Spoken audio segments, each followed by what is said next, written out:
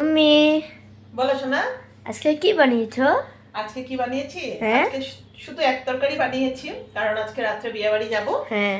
তো আজকে এক তরকারি বানালাম, আর কালকের কিছু একটু তরকারি আছে। তো চলো আসো দেখাই। তো এই তো এটা কালকের মাছ, আলু দিয়ে কালকে মাছ করেছিলাম, তো সেই মাছ আছে। আর যেহেতু রাত্রে বিয়ে বাড়ি যাবো, আমি কিন্তু ডাল ভাজা কিচ্ছু করিনি, সব থাকবে বেকার, ওর জন্য বেশি কিছু রান্না করলাম না। আলু দিয়ে এটা কালকের মাছের তরকারি, আর এখানে করলাম একটু চিকেন কষা। এই যে এখানে আমি লাল লাল ঝাল ঝাল করে একটু চিকেন কষা করলাম। ব্যাস, আজকে কিন্তু এইটুকুই রান্না করলাম আমি।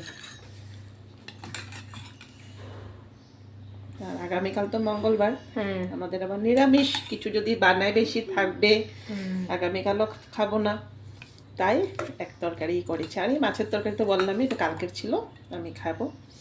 একদম আজকে শুধু মাংস ভাত। তো আজকে দুপুরে এই রান্না। আসো একবার দেখিয়ে দিই।